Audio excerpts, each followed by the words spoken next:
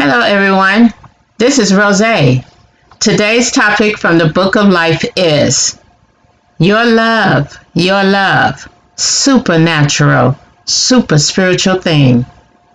It's amazing how a person can believe they can control God's love towards someone they are jealous of, dislike, and judges.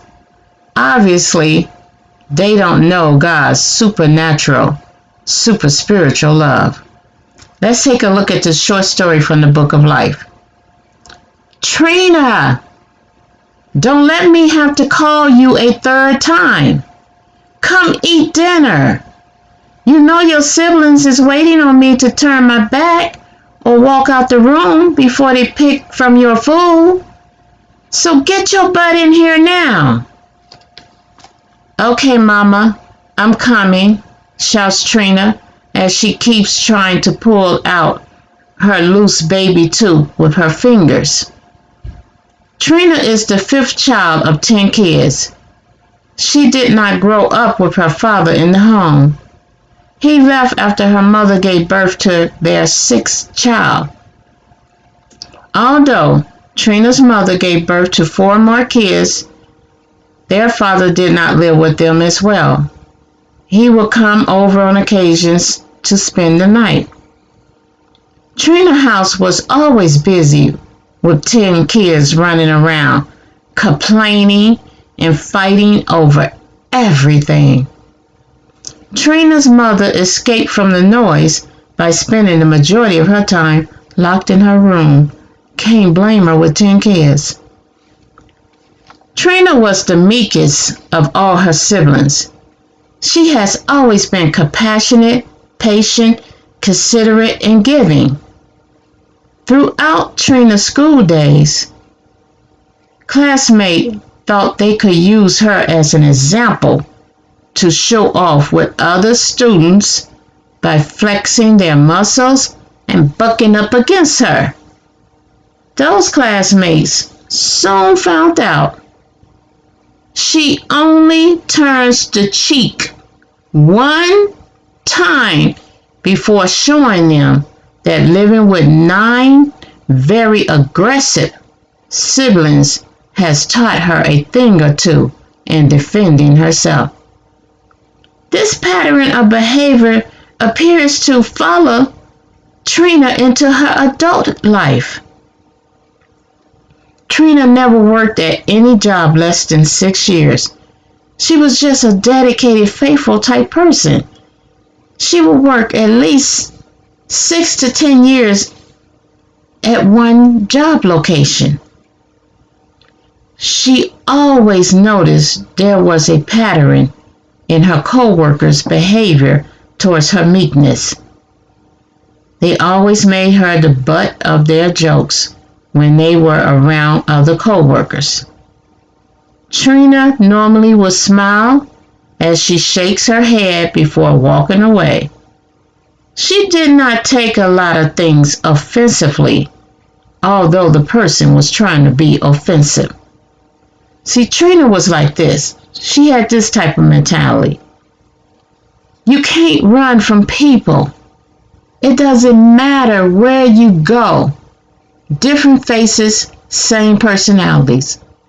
That's why she hung it out at each job for as long as she did.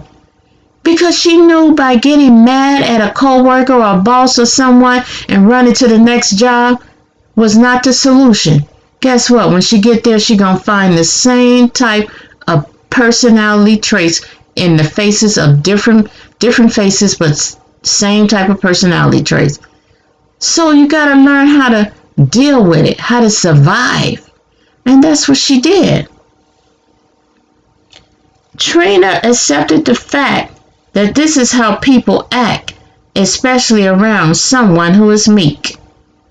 There has never been a time in her adult life that at least one person among the crowd did not act in this manner with a meek person.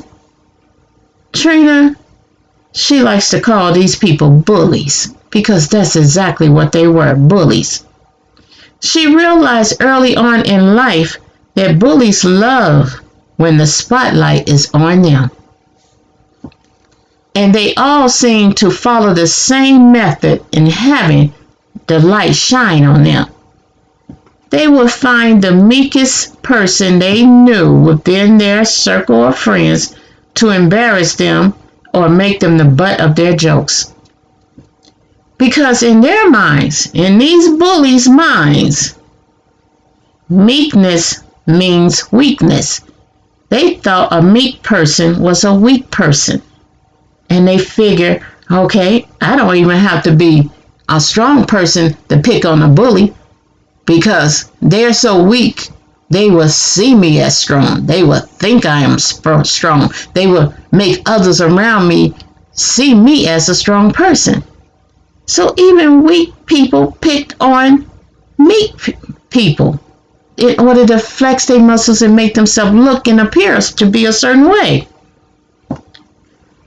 The funny thing is, the bullies would act totally different when they were one-on-one with Trina.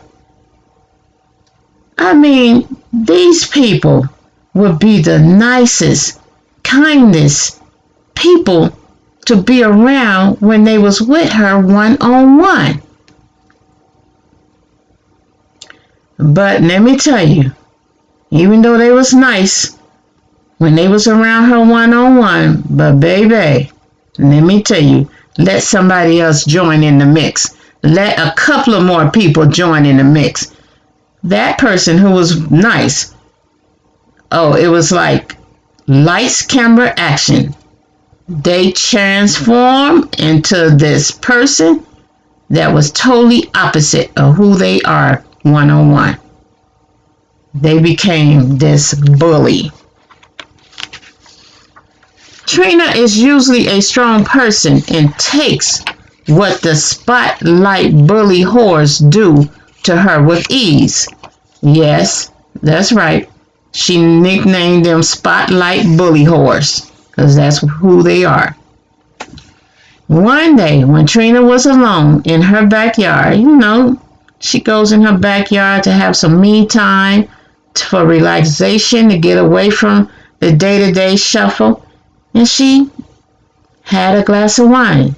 She's in her backyard sipping on a glass of wine, and she started to reminisce about the pattern of the spotlight bully whores towards her meekness. It caused her to reflect on a time in elementary school when she tried to act like a spotlight bully whore with a classmate.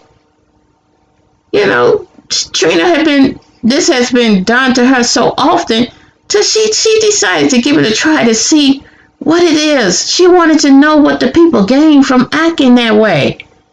She wanted to see if it would make her feel good about herself or make her feel powerful. She wanted to know, what did they get from it? What did they gain from it? So she found the perfect opportunity to try it. So she decided to pick on Scary Susie, who everyone picks on in elementary, in their elementary class. Usually Trina was the one of the few friends that Scary Susie had. She was the one classmate who was kind to Susie and would talk to her. But, they had got this new girl in class. This new girl come in class walking like a linebacker. Trina looked at her and said, ooh, she hard. I wonder where she come from. So Trina decided, well, let me act like one of these spotlight bully whores and try to impress this new girl in the class. So she figured she would impress the girl by fronting Scary Susie in front of the girl and telling Scary Susie that she's going to kick her butt. She demands Scary Susie to bring her a quarter to school the next day. And she tells her, if you don't bring me a quarter, I'm going to kick your butt. And Trina, she didn't do it in the same manner that the other bullies do it. She didn't even make Scary Susie the butt of the joke. She just demanded her to bring her a quarter. She didn't even know how to do it the right, proper way. So Trina went, on trying to impress this girl, and this girl is observing. And then the next day, when Scary Susie comes to school without a quarter, and then Trina confronts her again in front of the new girl, asking her for the quarter, and Scary Susie couldn't produce it, then Trina ended up being the butt of the joke. Because what Susie did was, when she told her, well, I told you I was going to whoop your butt after this class if you didn't have no quarter, Susie started laughing. She started laughing at Trina. She laughed in her face in front of everyone, including the new girl. Trina did not take Trina seriously. She did not. She knew that was not Trina's character. That was not who she was. But now the new girl who witnessed all of this, she's hard. So the new girl tried to get Trina to fight Susie for laughing and not taking her serious. She tells Trina, you have to stand up. You got to make her an example. Because if you don't, everybody going to see you as weak. So you got to make her an example of yourself. She tells her in front of everybody. But Trina couldn't do it.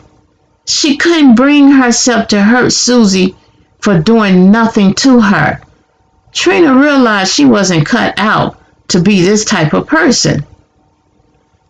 Because Trina did not follow through with whooping Susie's butt after this new girl tells her to, so the new girl decided, okay, you didn't follow through as I instructed you to.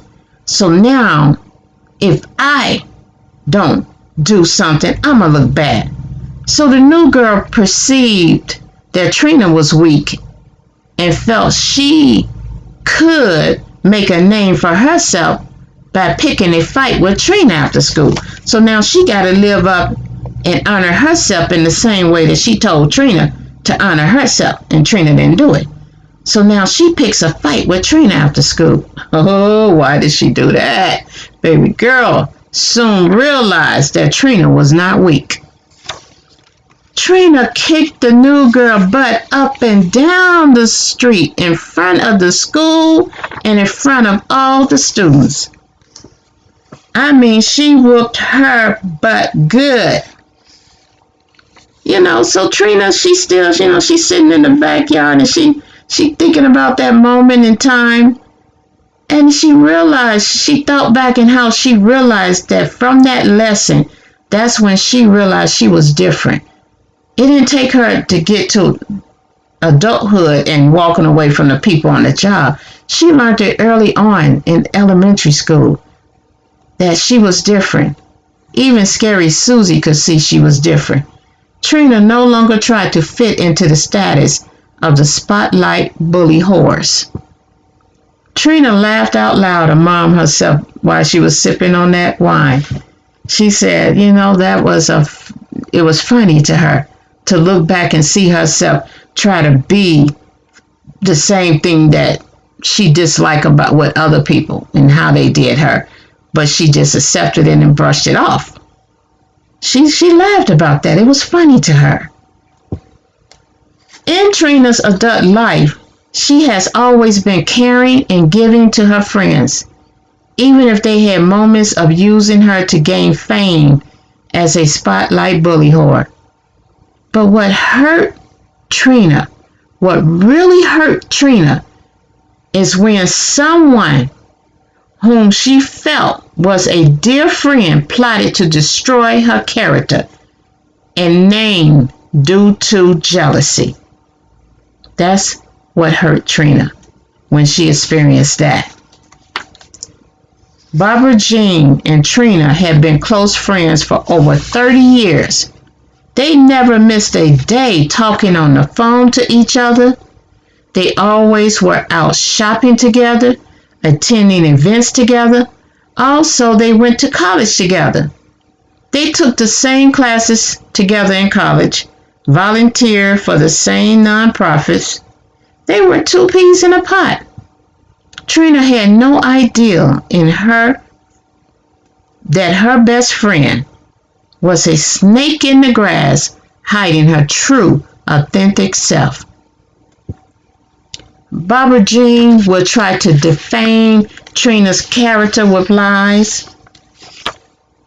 She would secretly influence Trina kids into thinking their mom was too strict and was trying to hold them back in life from having fun. See, Trina kids would always hang out at Barbara Jean's house with her kids.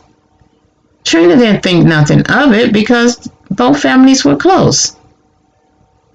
Barbara Jean knew that Trina had an important event to handle at her job, and it was around the same time that Trina's daughter was preparing to graduate high school.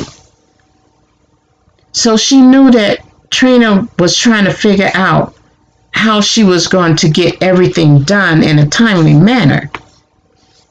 So Barbara Jean, she goes to Trina and she tells Trina to allow her to take her daughter shopping. She said, let me help you out, friend. You know, I could take your daughter shopping to get her dress, shoes, and her hair done. And, you know, Trina looking at Barbara Jean, okay, my close friend. So Trina was happy her friend stepped in to help her out. She trusts her friend would know exactly what is appropriate attire for graduation. And Trina had already had a talk with her daughter about what was appropriate and what wasn't. So she allowed Barbara Jean to help her. So Trina, you know, Barbara Jean and Trina's daughter went shopping the day before the graduation. And Trina's daughter spent the night over Barbara Jean's house that night because Barbara Jean was going to, you know, take her early that morning, get her hair done, and then take her to the graduation. And all Trina had to do was show up at the graduation. So when Trina shows up at the graduation, to her surprise, her daughter was wearing a mini, and I repeat, a mini halter top dress with no bra. It was that type of mini dress that, you know, the one that comes down and cuffs the back of your butt. It comes down like booty shorts, just come below the butt. It was that type of mini dress. And it was a halter top. And the girl had on no bra. And her back was bare without a sheer shawl to cover her shoulders. Now, although Trina did not like the length of the dress, she wouldn't have minded a mini dress that would have came mid-thigh. But one that just come down below the butt, cuffed the butt, she didn't like that.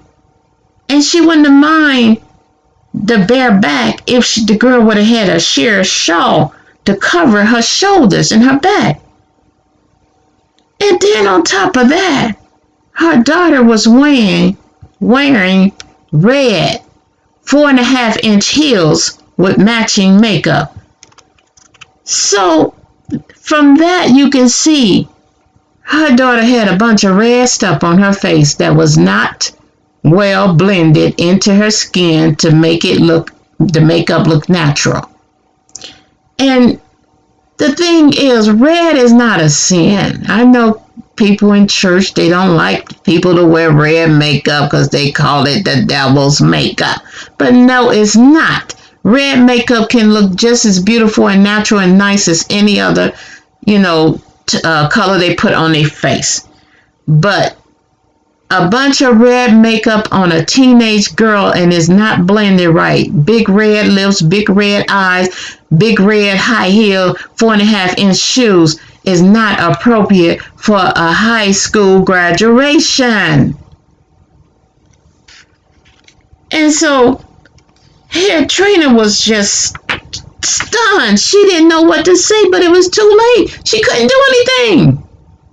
So because Trina's daughter was not used to walking in high heels, she walked like someone who had been drinking an alcoholic beverage.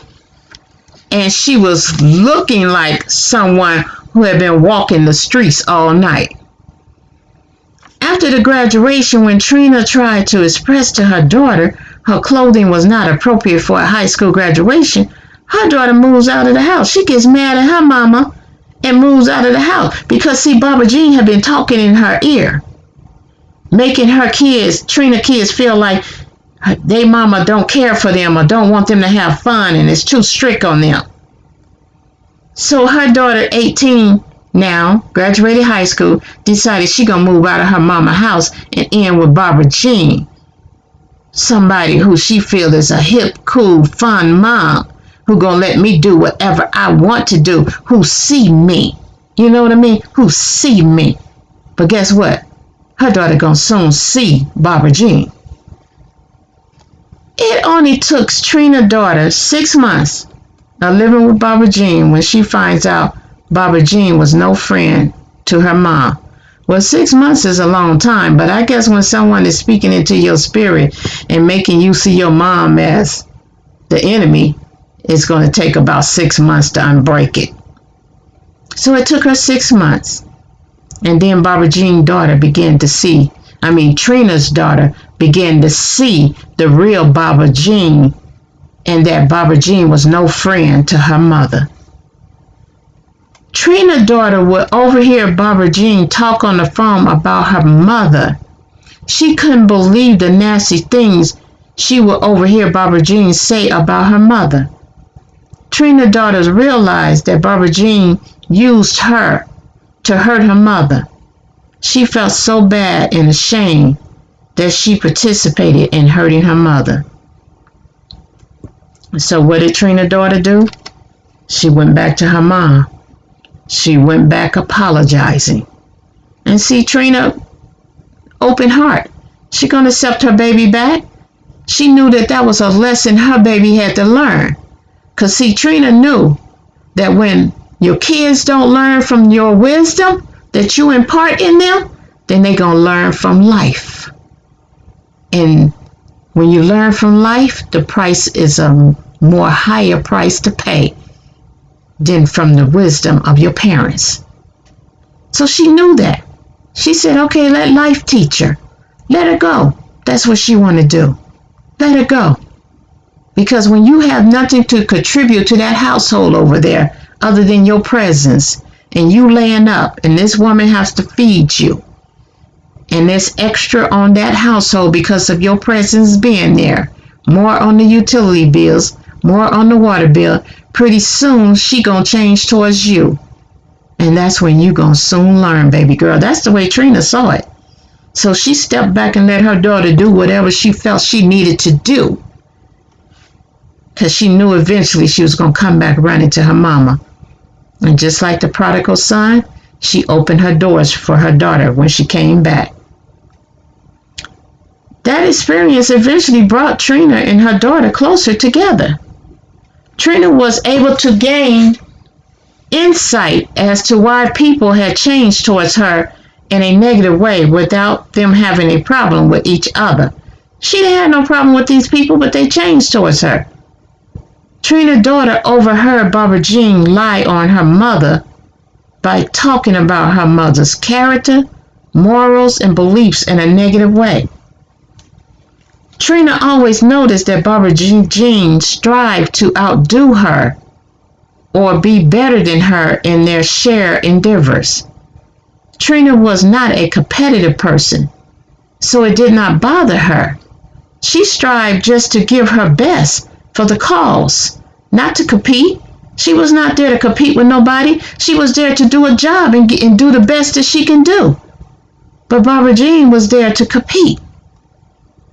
Soon after Trina's daughter had informed her about the hate and lies that Barbara Jean was spreading about her, it was like it opened up a floodgate. Because what it did was other people began to come to her, the same people that turned against Trina based on the lies Barbara Jean told her, that act funny towards Trina based on the lies that Barbara Jean told them, began to come to her. But you know, it's funny how people who be around you notice your character is not a person who match the lies that have been told them. They can see your character do not match what this person is saying about you negative, but they don't question the person who feeding them the information. They tend to believe the lies. Why is that? Why do people believe lies that people tell them about somebody when they can clearly see it doesn't match that person's character?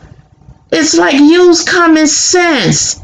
Fruit, inspect that person's character, and not the one who being lied on. Inspect the one that's telling you the stupid lies that doesn't match. That's crazy. But so, these people begin to come to Trina.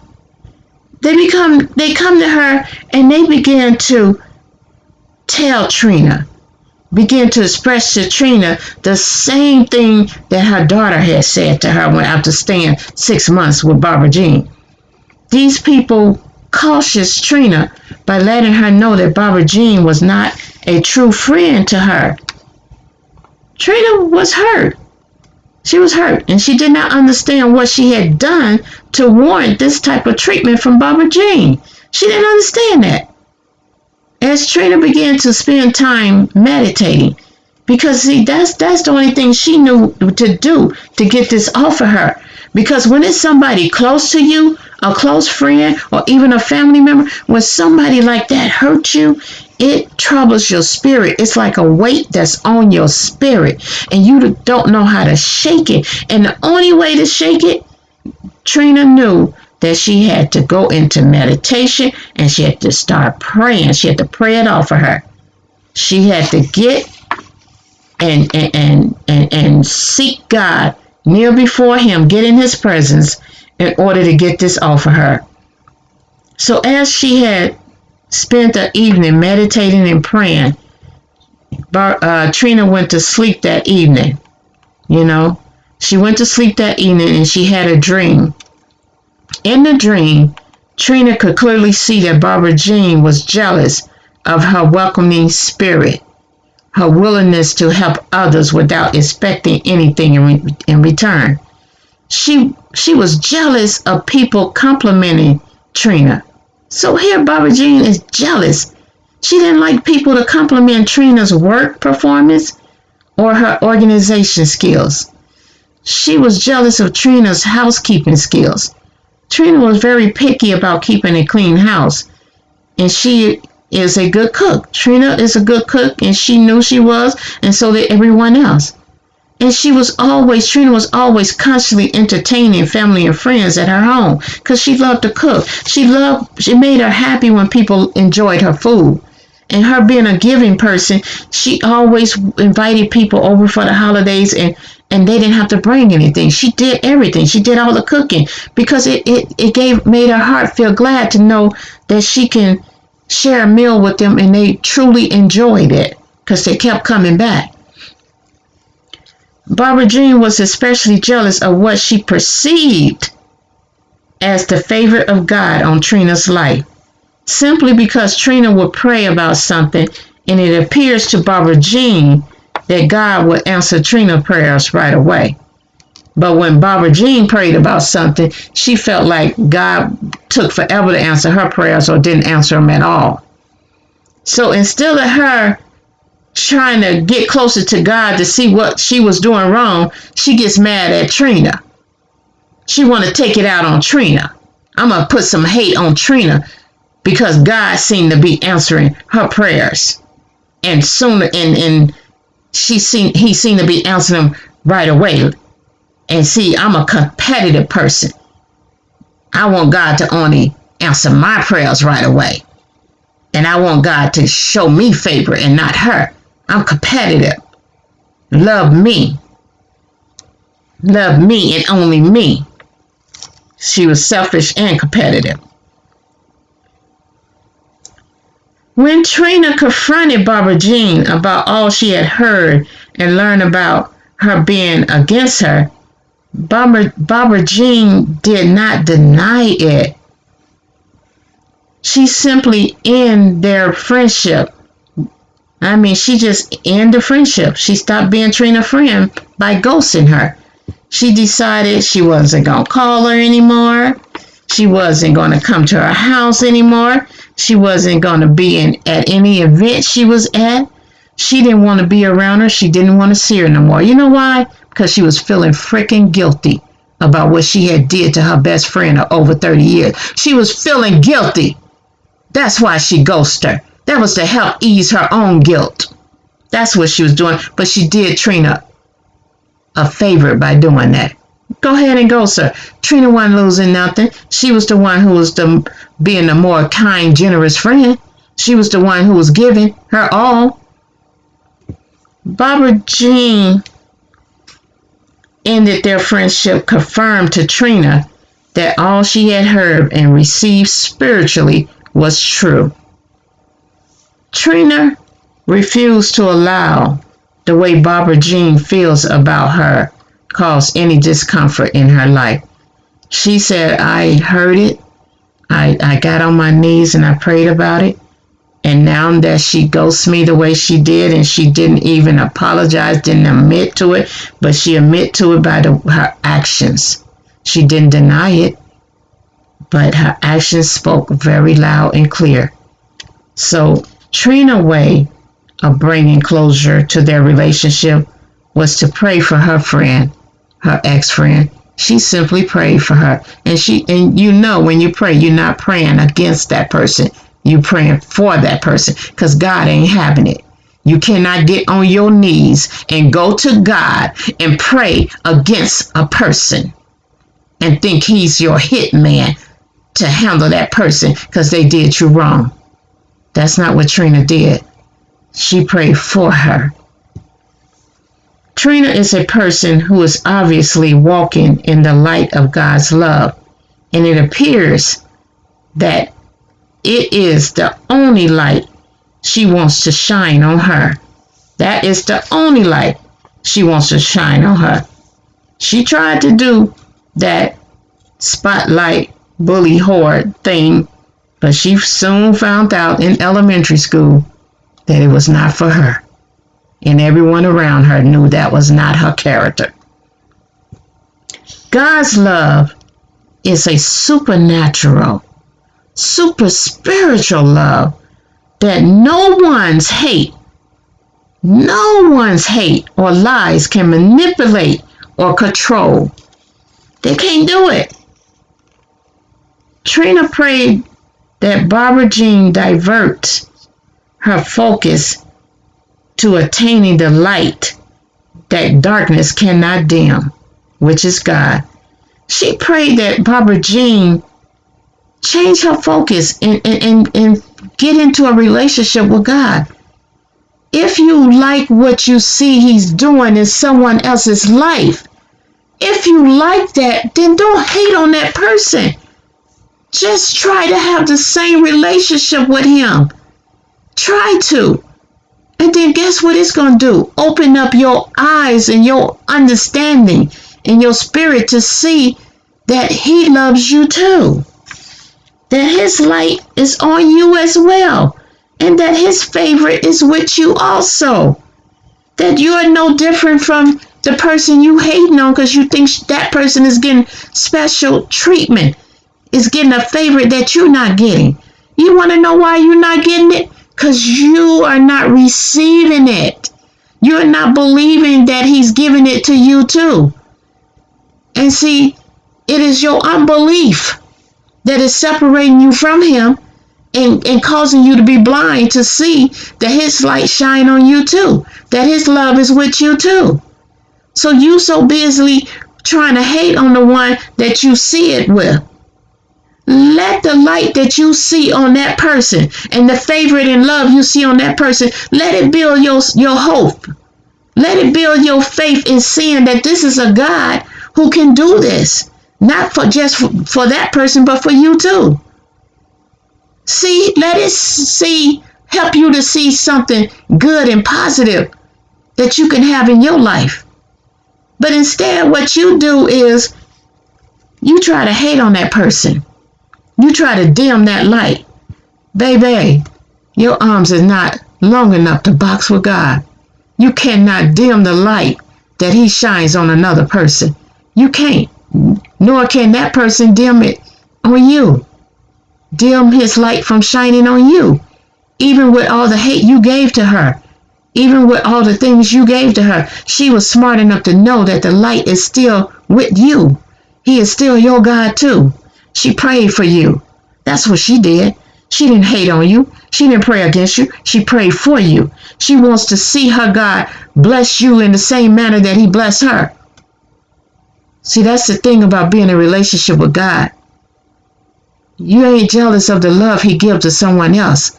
Because you soon learn that that light is for all of us. It's for everyone who reach up and apprehends it through faith, through their belief. It's for everyone.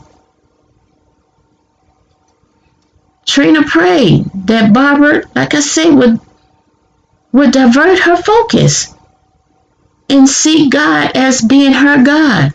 Get in a relationship with him. Trina just wanted her friend to build a relationship with God. And she wanted her friend spirit and her eyes and her knowledge and her understanding to be open to see that God's love and favor is also with her. It's there. He gave you everything you needed, baby girl. The only way for you to actually receive it is for you to believe it, to apprehend it through your belief. That's it. That's the only difference between you and her, was that she believed and you chose not to. You chose to be jealous of her. So people, let's not hate. Let's not hate on another person when we can have the same thing they have. Let's not hate and feel that we're the only one who's supposed to have something and not them. How is it going to give you so much enjoyment to enjoy something and then the other person is over there hurting and can't enjoy? The thing about being in love and relationship with God, you're not going to feel that way. You're not going to feel like that person downfall going to bring you power and joy and happiness, because it's not. Be happy together. A rich person is sitting in a mansion with everything they can want and wish for in life is not happy when they're sitting by themselves. So don't think that you're going to be happy by yourself with the light shining on you and only on you and going to hate on somebody else. Stop it. Stop it. Be fruitful. Love. Watch the blessing of God pour into your life when you open your heart up and take the focus off of hating on somebody else. Enjoy his love. Receive his love. Watch it flourish in your life. Watch how your light shine before man. And when it do, glorify your God that is in heaven. We got to stop hating on people because of what we see that we want. Get like them. Learn from them. You can have it too. Be blessed. Be safe. Peace, people. Love one another. And remember to click that thumbs up button.